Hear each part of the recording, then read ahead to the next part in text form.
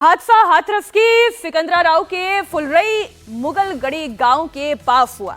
यहां पर सूरजपाल उर्फ भोले बाबा, सोचिए भगवान का नाम रख लिया और कहां है, फरार है।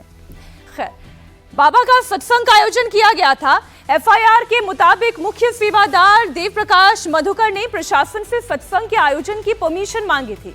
इसमें 80,000 श्रद्धालुओं की पहुंचने की उम्मीद जताई गई थी। परमिशन 80,000 की ही मांगी गई थी, लेकिन भीड़ जमा कितनी हुई? 2.5 लाख से ज्यादा श्रद्धालुओं की भीड़ यहां पर एकत्रित हो गई। हादसा मंगलवार की दोपहर करीब 2 बजे के आसपास हुआ। बड़ा सवाल यह है कि इतना बड़ा हादसा आखिर हो कैसे गया?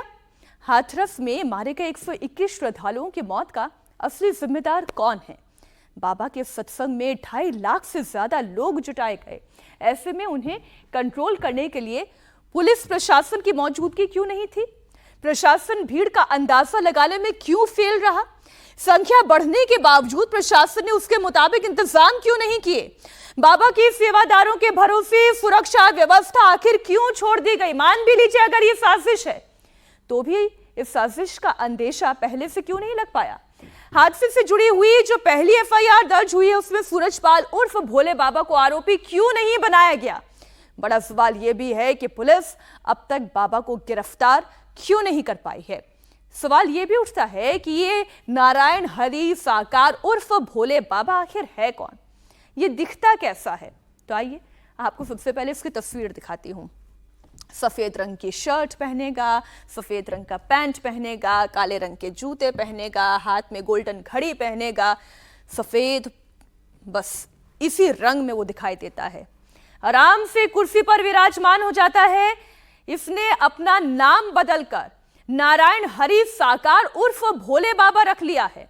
और साथ वाली कुर्सी पर आप जिसे देख रहे हैं, ये उनकी पत्नी बैठी हैं, जो हर समागम और हर सत्संग में उनके साथ मौजूद होती हैं। नारायण साकार हरि उर्फ भोले बाबा का असली नाम सूरजपाल सिंह है। बाबा कभी पुलिस विभाग में कांस्टेबल था, लेकिन साल 1990 के आसपास अपनी नौकरी को छोड़कर उसने प्रवचन देना शुरू कर दिया। हालांकि प्रवचनों में वो ये दावा करता है कि वो खुफिया विभाग में नौकरी करता था। सूरजपाल उर्फ भोले बाबा एटा के गांव बहादुर का रहने वाला है।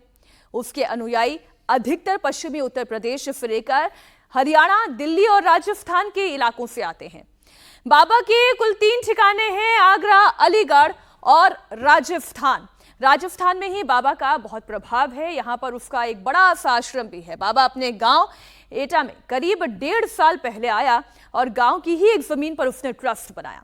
बाबा और उसकी पत्नी एक साथ प्रवचन देने लगे। भक्त बाबा को परमात्मा कहने लगे, जबकि उनकी पत्नी को मां का दर्जा दिया जाने लगा। मैंने आपको दिखाया किस तरीके से ये बाबा दूसरे संतों की तरह भगवा नहीं पहनता, सूट बूट, और कई तस्वीरों में तो आप देखिएगा कि टाई भी पहनी हुई है, सनग्लास पहन के रखता है, वैसे प्रवचन देता है। बाबा नारायण साकार हरि हर महीने के पहले मंगलवार को प्रवचन देता है और बाबा दावा यह करता है कि वो भक्तों से चढ़ावा नहीं लेता। अब अगर चढ़ावा नहीं लेता तो 3 बड़े बड़े आलीशान आश्रम कैसे बन गए, ठिकाने कैसे तैयार हो गए? खैर, बाबा का बैकग्राउंड बहुत संदिग्ध है। उसके ऊपर यौन शोषण का आरोप भी लग चुका है। हादसे के बाद से बाबा नारायण साकार हरि अंडरग्राउंड है।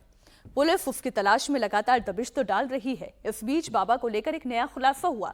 बाबा ने अपनी सुरक्षा के लिए पर्सनल सेना बनाई थी, जिसमें उसके सेवादार शामिल थे।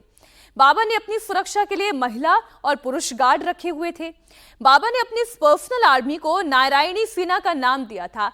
आपको याद होगा, अगर आप ऐसे स्क्रिप्चर्स पढ़ते हैं, नारायणी सेना यानी खुद भगवान विष्णु की, कृष्ण की नारायणी सेना थी और उसी के नाम पर इसने अपनी नारायणी सेना बना ली। बाबा की ये पर्सनल फौज आश्रम से लेकर प्रवचन स्थल तक उनकी सुरक्षा में साथ साथ चलती थी।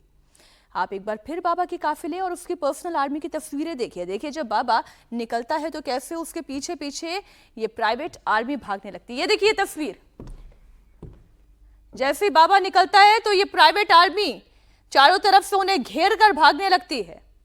कल भी कुछ ऐसा ही हुआ। भक्त जब बाबा की तरफ उनके कार की धूल लेने के लिए उनकी तरफ दौड़े तो बाबा की इसी प्राइवेट आर्मी में शामिल सेवादारों ने भक्तों को खदेड़ना शुरू कर दिया, उन्हें धक्का देना शुरू कर दिया, यहां तक कि उनके ऊपर लाठी भी बरसाई गई और उसके बाद ही भगदड़ मच गई।